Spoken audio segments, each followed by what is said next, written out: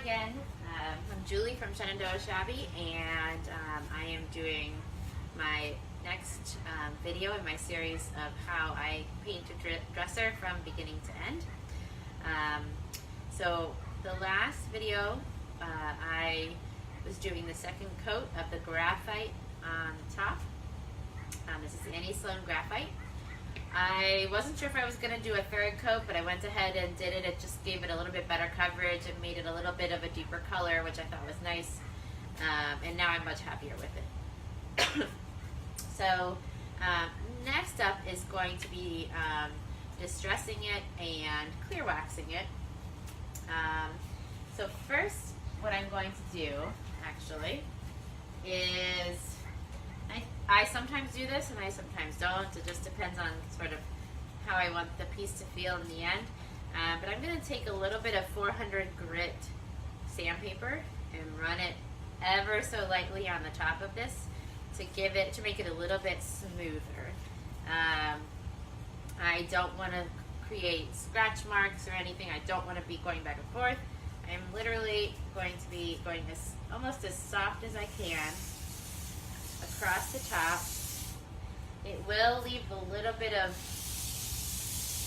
sort of white marks, but that should all come out with the wax.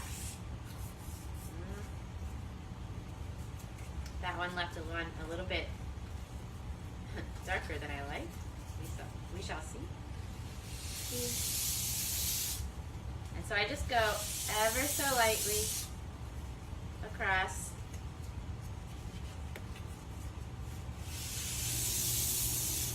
And it really smooths it out so nicely.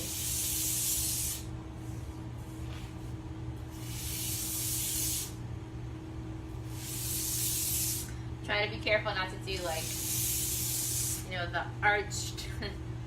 So I'm going as best as I can, straight from one side to the other. And when I wax it, it should give a really nice, smooth finish.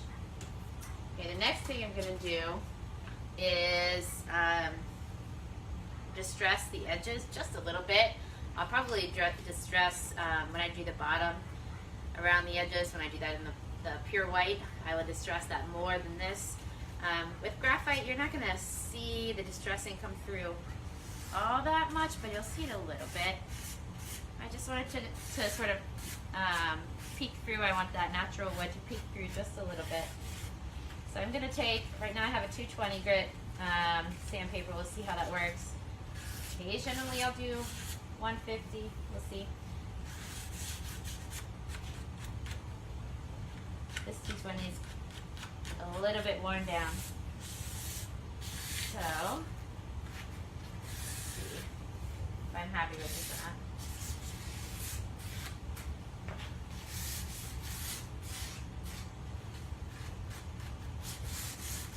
Whenever you're distressing, you want to do it in the natural places where the piece would naturally distress, where the wear and tear would naturally happen. If you do it in random places on the front or on the top, it will look kind of funny. So of course I'm going along the edges here. I'm not going for like a super rustic look or anything, so it's not going to be a ton.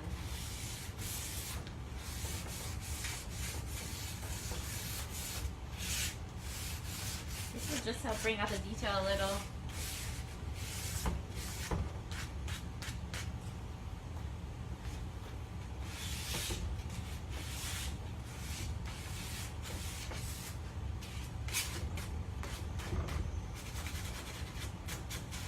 Now, when I'm doing the white, I will take longer to do this because I will want the distressing. I will want it to be more distressed with the bottom part. Then I'll take I use this brush a lot to get just the sanding dust off, the paint dust off. It's a nice smooth brush. You don't want those bits and pieces in your wax.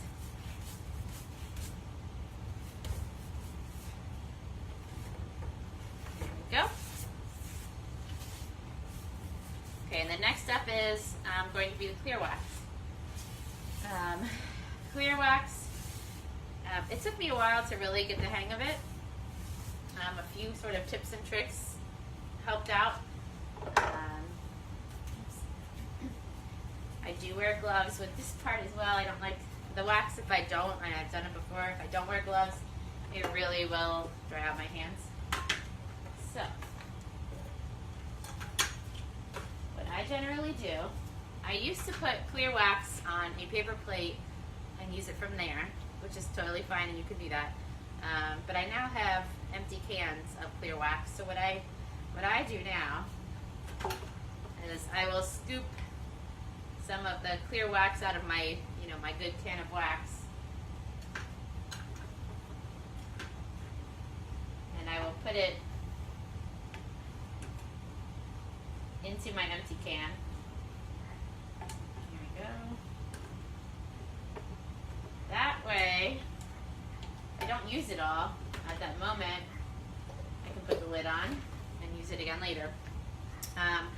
I have used other wax brushes which have worked okay, but I finally broke down a few months ago and bought an Annie Sloan wax brush. It's the small one with the short handle, and I love it. It really, it helps me anyways to get good coverage on the wax. So a few tips and tricks that work for me when waxing a big surface. Small surfaces are a lot easier, it seems.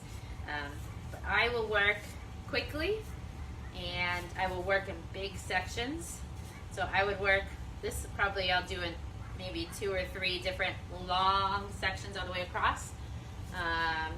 And if it's cold, if it's winter time, I might even warm up the wax with a hairdryer because it goes on easier when it's warmer. But it's summertime, so it's warm enough in this basement. But in the winter, it gets very cold, and so I do sometimes warm it up. So the other thing I like about using this wax can is if I'm doing something, I can set the wax brush right inside there and put it down, and then I know it's clean and it's fine. So here we go. The other thing I have is I use blue shop towels. You can use a lint-free cloth, anything will work, as long as it's not going to leave bits and pieces in the wax. And I just go for it quickly. You shouldn't be breaking a sweat doing this, but at the same time, it's not super easy.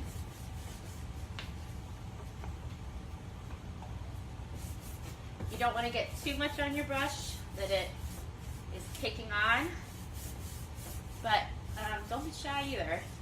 You need the wax to completely cover the piece so it protects the paint. It will, the clear wax will deepen the color. It will make it look richer.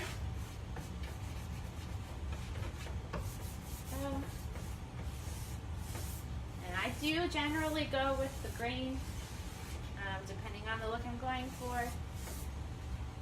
So now I can set this down, and I'm not buffing this. I am just wiping off the excess. Really not putting much pressure on here at all, but moving relatively quickly so I can move on to the next part. And when I fold this over into quarters, so when one side gets any sort of wax buildup, I flip it over to the next side. Okay. On to the next part here.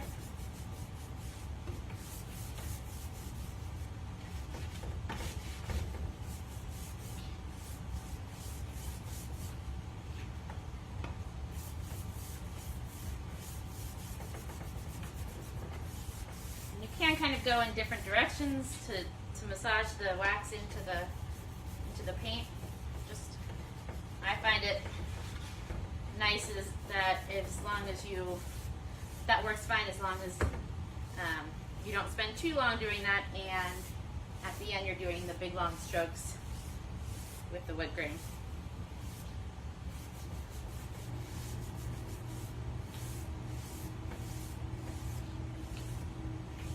I have not tried the the larger Annie Sloan wax brushes. I think they would be a little bit cumbersome for me, but they could be useful on large surfaces like this.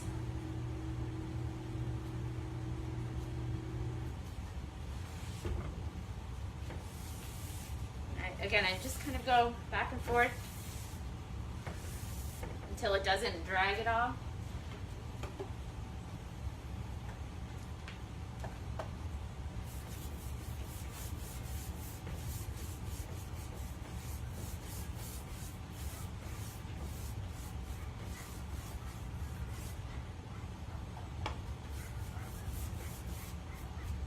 Now when I do the white on the drawers and on the side, I'll show you some of that too. So you'll be able to get a better perspective. I'll set up the camera so you can get a little bit of a better perspective of how I paint and wax.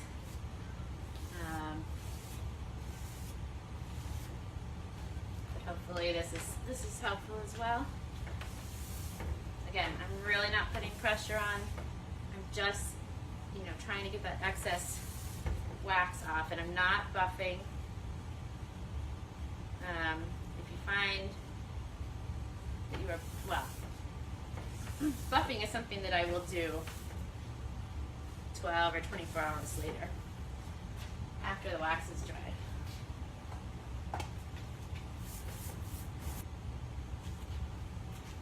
Sorry about that. So I'm getting the very front of this done here.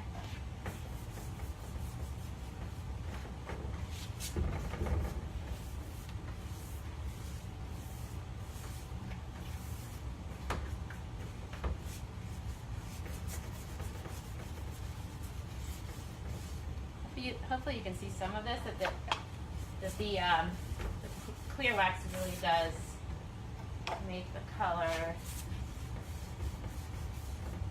a lot more rich. Deepens it. Oops. And on the graphite, it makes it really nice.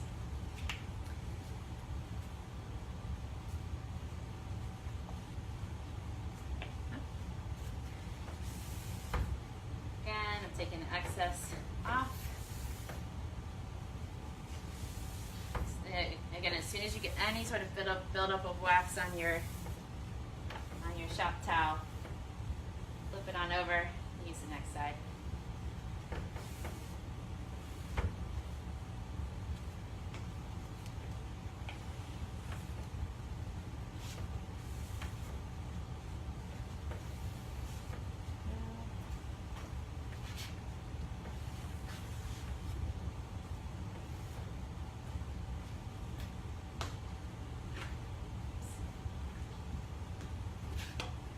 Need to make sure I've gotten sort of the edges and underneath here.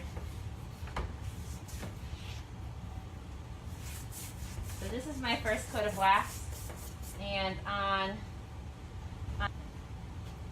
so this is my first coat of wax, and on the tops of pieces, I almost always do 2 coats of wax.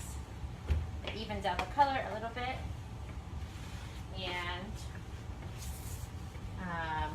and it will give a little extra protection. The rest of the piece will likely get 1 coat, and that's all it will really need.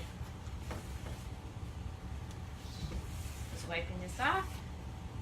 Underneath, you don't want to have it any buildup of the wax underneath the ledges or anything. Right. We are almost finished here. Last thing I'll do is on a clean surface, I'll kind of, I will kind of go over the top one more time. Make sure there's no parts that have any excess wax. Okay, and that's it. I will bring you back to the second coat of wax, and hopefully this is helpful. Yeah, I'm Julie from Shenandoah Shabby. Thanks for watching.